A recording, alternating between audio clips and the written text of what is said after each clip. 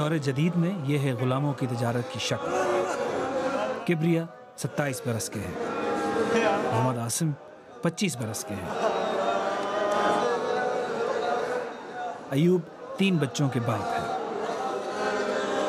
بنگلہ دیشی مردوں کو اغوا کر کے تھائی لینڈ لایا گیا تاکہ انہیں جانوروں کی طرح بیچا جا سکے۔ ان کو گزشتہ ہفتے تھائی حکام نے بازیاب کر لیا۔ ایک گاؤں کے مقامی لوگوں نے تھائی حکام کو ان کی علاقے میں موجودگی سے آگاہ کیا تھا۔ ان افراد نے بی بی سی کو اپنی ناقابل یقین کہانیاں بتائیں جو غلاموں کی منظم تجارت کا عندیہ دیتی ہیں۔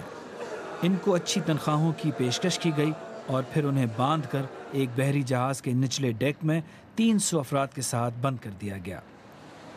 18 برس کے عبد الرحیم کو انتہائی تشدد کا نشانہ بنایا گیا، جس کی وجہ سے وہ چل نہیں سکتے۔ عبد الرحیم کا کہنا تھا کہ انہیں جنگل میں لے جایا گیا جہاں انہیں خوراک بھی نہیں دی گئی۔ انہوں نے پتے کھا کر 10 دن گزارا کیا۔ عبد المیاں کہتے ہیں کہ وہ اپنے گھر جانے کے لیے بیتاب ہیں۔ ان کے 3 چھوٹے بچے ہیں اور وہ کہتے ہیں کہ وہ اپنے بچوں کو دوبارہ دیکھنا چاہتے ہیں۔ ہمیں حکام وہاں لے گئے جہاں ان افراد کو قید رکھا گیا تھا۔ یہ جنگلات سے گھری ایسی ساحلی پٹی ہے جو لوگوں کو چھپا کر رکھنے کے لیے بہت موزوں ہے۔ یہ ایک بہت سادہ سی جنگلی گزرگاہ ہے جو کہ اس علاقے میں لوگوں کو ایک جگہ سے دوسری جگہ لے جانے کے لیے استعمال ہوتی ہے۔ اس علاقے میں ایسے کئی مقامات ہیں جہاں لوگوں کو قید رکھا گیا۔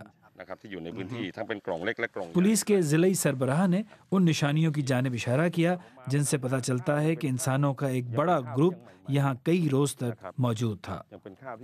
ان کے مطابق گروپ نے کم از کم 2 مرتبہ اپنا مقام تبدیل کیا اور اس دوران غلاموں کی فروخت کے لیے بات چیت جاری رہی۔ بالآخر جب پولیس نے بنگلہ دیشیوں کو بازیاب کرایا، وہ بھوک اور تھکن سے نڈھال تھے۔ انہوں نے بتایا کہ وہ 3 ہفتوں سے زائد وقت تک قید میں رہے۔ 60 کے قریب دیگر افراد غائب تھے۔ دنیا اس کاروبار کو تسلیم نہیں کرے گی۔ میرا تعلق اسی علاقے سے ہے اور ہم اس غلامی کے کاروبار کو روک سکتے ہیں۔ ہمیں اس کے خلاف لڑنا ہوگا تاکہ تھائی لینڈ کو بہتر جگہ بنا سکیں۔ پولیس کے سربراہ نے بتایا کہ وہ انسانوں کے اس بیوپار کو ختم کرنے کا عزم رکھتے ہیں۔ بنگلہ دیشیوں کے بقول یہ شخص جو ان کا گارڈ تھا سب سے زیادہ ظالم شخص تھا، لیکن اس کاروبار میں کئی دیگر طاقتور افراد بھی ملوث ہیں۔ کیا تھائی حکومت ضلعی سربراہ کی حمایت کرتے ہوئے ان طاقتور افراد کے خلاف کارروائی کرے گی؟ اور ان افراد کا کیا ہوگا جو برسوں کے لیے غلامی میں بیچے جانے سے بچ گئے ہیں؟ اب وہ صرف یہ چاہتے ہیں کہ اپنے گھر جائیں۔